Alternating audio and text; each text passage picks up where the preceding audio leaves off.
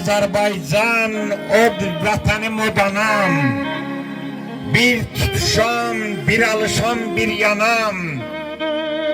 Ne müddetli özüm adlı cahanam. Geda Xotşar, Geda Paşa, Geda Bey. Xaritəyə bir ad düşüb. Geda Bey, xaritəyə bir ad düşüb. Geda Bey. Erenleri boy boylasın, boy olsun. Kucağında şenlik olsun, toy olsun. Gözelleri işvelidir, koy olsun. Sen ol benim sevgi payım, Geda Bey. Sevgileştin, ilim ayım, Geda Bey. Sevgileştin, ilim ayım, Geda Bey. Ne güzeldi bağlarıyla bir yerde. Görürsen mayılsan. Ne güzeldi bağlarıyla bir yerde.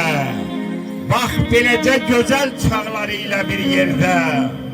Top dağıtmaz dağlarıyla bir yerde. Koroğlular qalasıdır Geda Bey. Azerbaycan balasıdır Geda Bey. Azerbaycan balasıdır Geda Bey. Qala bürcülü olan oğullarımızın sayesinde doğma Azerbaycanımız bütövləşəcək. İnşallah Turan'a giden yolumuz açık olacak.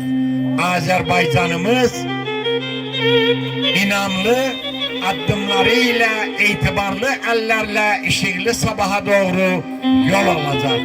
İnşallah, inşallah. Hepinizi salamlayın.